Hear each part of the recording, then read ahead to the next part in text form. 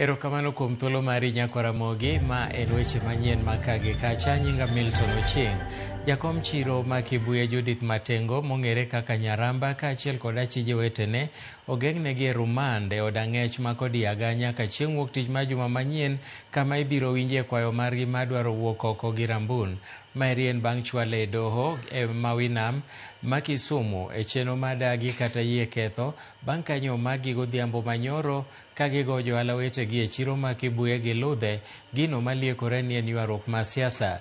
Judith Matengo kata Nyaramba kaachiel kod achich wadgi ma nyinge Marion Akinyi Otieno nodagi keth mar goyo johalago. Okil margi Oguso Gilbert nokwayo doho mondo wegi kod Rambun akwayo ma okil momako burano kaachiel go kinde mag riwruok mine mag FIDA nodagi yiego.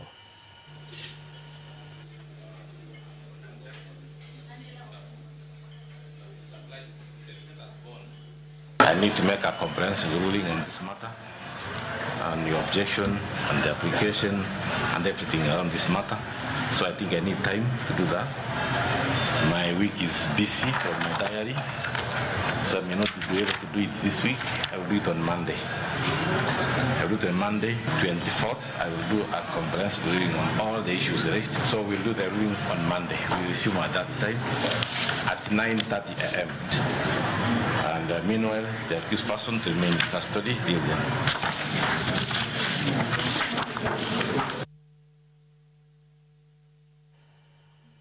Maromo siling bilion 1.4 kende e pesa hola miholo kende duoko ne jo Kenya dwe ka dwe kata doko ni agulu mar Hustler Fund to yudoga pesa maromo bilion 14 kowuok e migawo mar omenda. Magi oyangi kod jata tije maduong' mag Hustler Henry Tonui moko ni sirikal sani keto okenge mag neno ni jomo yudo holano ochudo maonge balore. Kata kamano jod bura moko e komiti mar od bura maende nomuocho mbaka ni maromo bilion 12 ilal godo e mibadhi mokwako Hustler Fund. Jod bura go eko e lipodgi ochiko mondo mi ochwalo obok mabiro chiwo ler kaponi mibadhi opoto e Hustler Fund. Yes, I think, and even the press reports say 6 billion shillings has not been repaid. And many of the people who took the loans of Hustler Fund, of those 6 billion, are not known, cannot be followed up. So when you say no money is lost, are you categorical that there is no money lost? Do you have that 6 billion in the account? So up to now, we don't know whether money is lost, we don't know whether money has been stolen, but we just know we need to audit to know, is the money there, is it safe? So these documents will help us make a ruling whether Hustler Fund is competent or incompetent in its functions. So we rule as a committee that answer all the queries that are questioned here, provide the documents, and in case the person who was there did not leave a note to show what we requested for, we are requesting for the first borrowers that have not paid back the money. We want the list of the borrowers with their contacts and identification. Fatuma Mohammed, ID number blah, telephone number blah, all the documents that show that that person has borrowed and the amount borrowed. Whether it's 10 lorries, we want it. Achiel kuom joneno e buch nek mar Willy Sayeko olero ne doho kaka jal moro mapok oyangi nogolo omenda mahayo siling 70,000 kotiyo kod kipande mar Willy Sayeko. Janeno no ma tiyo e M-Pesa e boma ma Kisumo kata kamano nyiso doho ni ok onyal siemo ne doho ng'at manogolo pesa no gi kipande mar Ayeko kaluwore ni nogeng'o wang'e. Magi oyangore e doho ma Siaya e sama buch nek mar Willy Sayeko ne dhi nyime.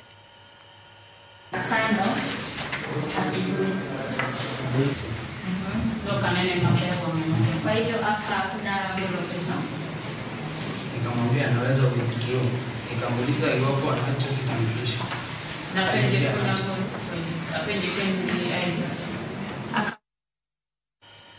Jotelo mopogore opogore notimo limbe e gwenge ma Tarbo kod Soi mayudore e kaunti ma Uasin Gishu kotelnegi kod jatend migawo mar Saga kod ohelni matindo pachoka Dr. Wycliffe Oparanya manonono chenro kod puonj e wi chenro mar chiwo omenda mag hola kata nyota ne rowere madhi nyime pachoka. Oparanya nojiwo rowere mondo otim maber kod thuolo mag puonj e yiero ohelni ma giwinjore godo kendo ginyalo timo maber loso thuolo mag tije ne ndalo mabiro. Ojiwo rowere mondo mi odonje e riwruoge kaka mag EAC neno ni gidongore. Sikile mnafunzwa wazukana hapa. Mheshimiwa wenu hakaweza kuja. Hakuna mtoto analea? Basi sawa kama ni hivyo. Okay, so we have the first item. Kwa na karibu vijana 1.8 million ambayo wali-apply ile kuingia kwa mtandao.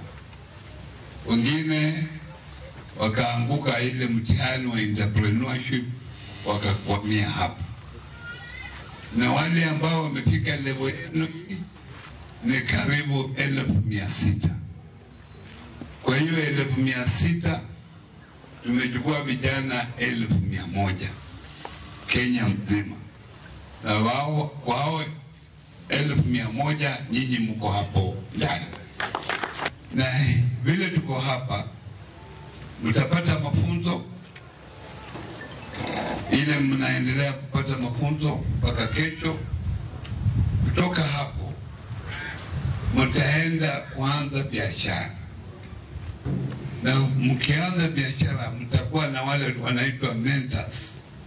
Wale wafanya biashara mashuhuri ambao wanajulikana katika area hii. Riwruok ma jopuonj NAT bade Marongo dwaro mondo tim nonro mapiyo kotenore gi tho ma japuonj ma sikund primar ma Chief Kawisa e sub county ma Uriri.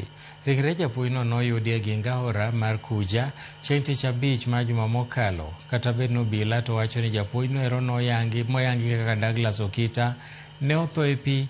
Riwruok mar NAT bade Marongo to ramo ni japuonjno nonegi kendo gidwaro mondo tim nonro mapiyo. Jopuonj go ekomiyo tend arita kwe kinde mar ndalo 14 mondo mak jok mitudo gi nek makamano. Makao kamano to gibiro bago ng'anyo. Japuonj Douglas Okinyi Otiku opuonjo Chief Kawisa Comprehensive School. Norito penj e achiel kuom secondary schools magwa. To nowuok tok penj kendo nodhi e center miluongo ni Kambogo.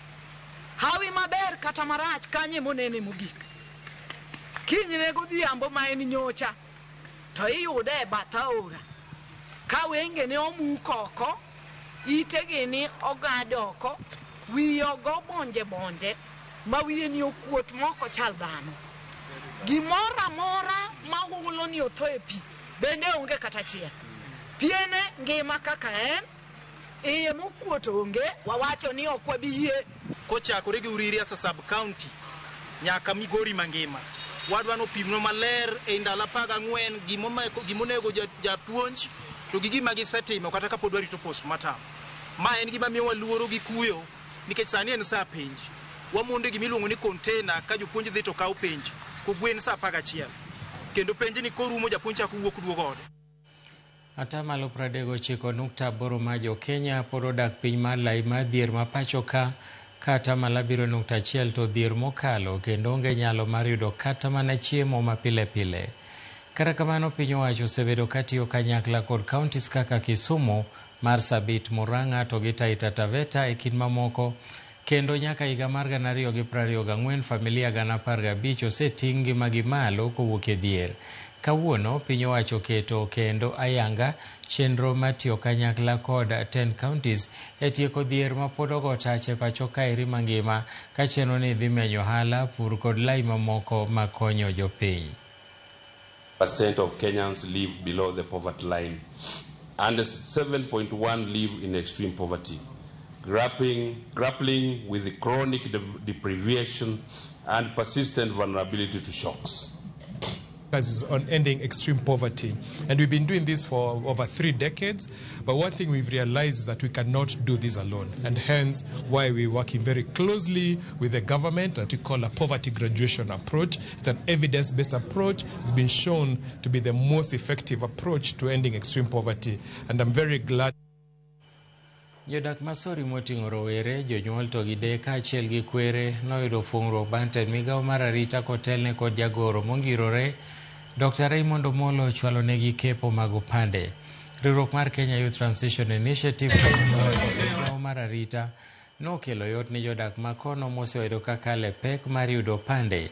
Mahewo ji 300 nondikore mar yudo pande ka ruoth ma gweng'no bende notiyo gi thuolono mar kelo ne rowere mane osendikore ne opande to pok okawo pandegi. Jogo mane oyudo pande bende nomi thuolo mar ndikore kaka jogo ombulu, chenro mane otagi duol mar IEBC. Chenro ma kamaeri ogo tache gwenge ma Kaluo mar kelo yot e yudo pande kaachiel gi ndikruok kaka jogo ombulu e kindeni ma IEBC dhi nyime gi ndiko jogo ombulu manyien e pacho ka.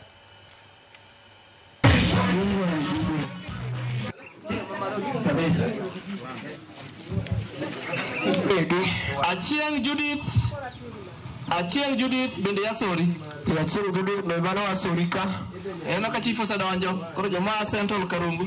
An kaka jayuth amor nikech nyaka natiek penj pok na ayudo thuolo mar kawo ID kaluwore gi pesa manikawo to kawuono odiochieng' ma kawuono ni Dr. Raymond Omolo kele sori kendo an achiel kuom jogo makawe nono. Amor gi Dr. Raymond Omolo kuom konyo yudhe ni mar ni onge kipande to mano winjo matek. Samora nyagombo tich ta onge tich because of kipande. Kora gombo kwayo yudhe tete mae Migori County kata ma Nyatike sub county. Ugo ko mondo ka kipande. Kionge kipande to nitie services mag sirikal ma kinyal yudo. Kendo kaka project manyota mane youth register. Kionge kipande ok ninyal register. So jok manie along the elections, the opportunities mang'eny mabayo gi nikech koso kipande. Akwayo gi mondo giwuok oko gikaw kipande kaso bang' kipande giregister kaka jogo ombulu. Mano ema dhi miyo gibedo gi teko mar yiero jatelo ma gidwaro e ndalo mabiro mbele.